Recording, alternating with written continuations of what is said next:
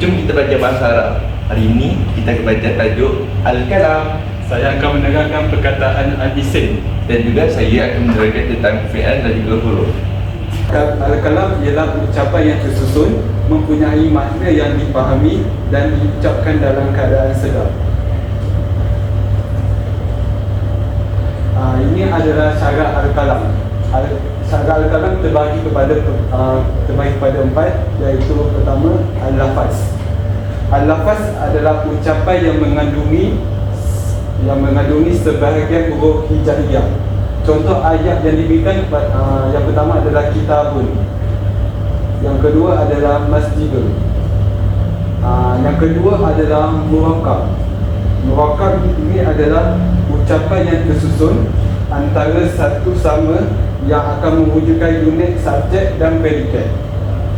Maksudnya dalam sesuatu ayat itu mesti ada perkataan subjek dan predikat, barulah akan menjadi pada ayat murakab. Contoh ayat yang diberikan adalah Aizat yufijul al-kumamata. Ini adalah maksud pada Aizat sedang membuang sampah. Perkataan subjek adalah Aizat. Yufijul al-kumamata barulah predikat. Yang ketiga adalah Al-Mufid.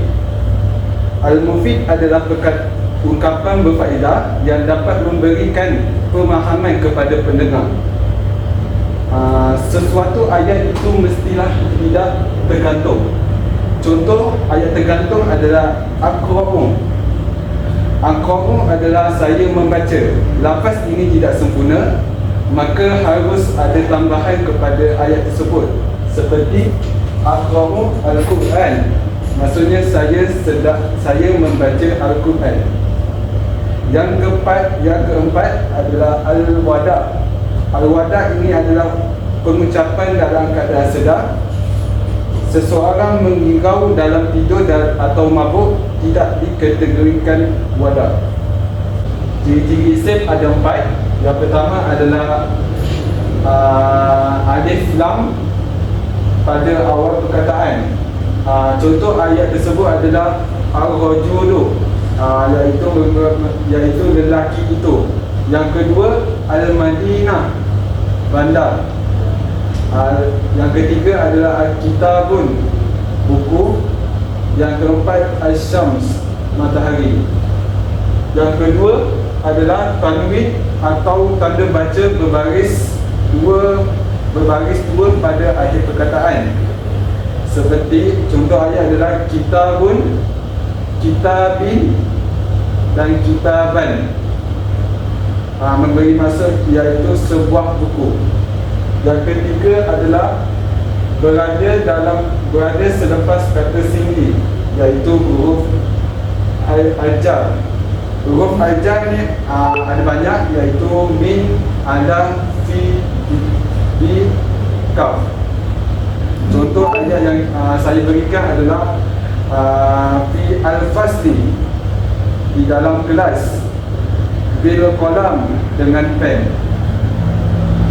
Yang keempat ada tam mambutoh pada akhir perkataan, iaitu baqaratun, lembu.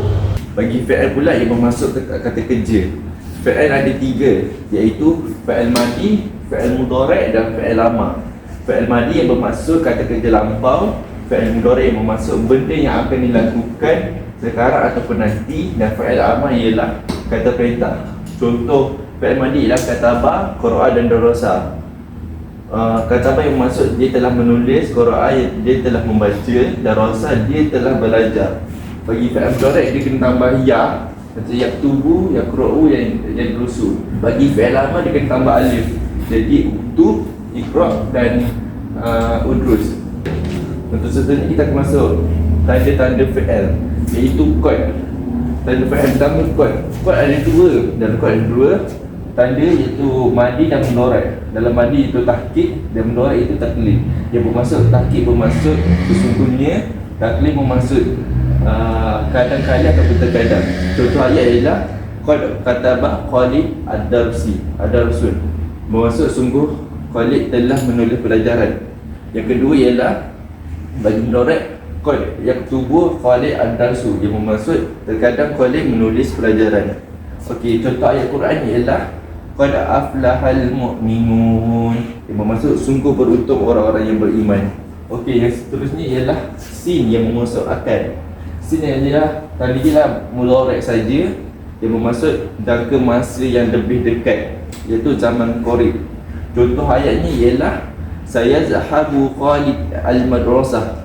Sin tu ada dekat yazhabu tu, sin tu masuk akan. Contohnya, maksudnya Khalid akan pergi ke sekolah. Contoh ayat Quran ialah saya zakaru man yakhsha, yang bermaksud orang yang takut kepada Allah akan mendapat pelajaran. Okey, yang ketiga saufa. Saufa itu mudorek. Tandanya mudorek. Saufa bermaksud akan datang. Itu jangka masa yang agak lama, iaitu zaman ba'id. Contoh ayatnya ialah saufa yusafir Khalid ila kharij. Maksudnya Khalid akan pergi ke luar negeri. Contoh Quran pula kalla saufa ta'lamun. Okey, yang keempat iaitu ta'un ta'nis sakinah, iaitu tandanya al-madi. Ta'un ta'nis sakinah ni penanda perempuan. Contoh ayatnya ialah katabat Fatimah ad-darsu. Okey, seterusnya ialah harfun. Harfun ialah huruf terdiri daripada huruf hijaiyah. Dia memiliki erti dan terdiri daripada satu ataupun dua ataupun tiga huruf. Okey, untuk mengenali pembahagian huruf ialah kata seni nama iaitu harfun jar, itu min, ila, ala ataupun an. Untuk kata nafi, harfun nafi iaitu la, ma dan lam. Seterusnya kata hubung. Kata hubung ialah harfun azab, iaitu wa atau kufa atau thumma. Lepas tu kata tanya, harfun al-istifham, iaitu hal. Sekali ialah kata sumpah, iaitu harfun al-qasm, iaitu wallah, tallah dan bila. Contoh ayatnya ialah bagi ilah zahabat ila al-madrasah. Untuk bagi ba iaitu marat bisu. Untuk fi pula al-qalam fi al-hakibah. Contoh ayat Quran yang ada ialah irji'i ila rabbika radiyatan mardiyah. Situ ada ilah. Lepas tu seterusnya ialah sayazakkaru man yakhsha. Situ ada suruh sin. Okey, itu saja. Terima kasih.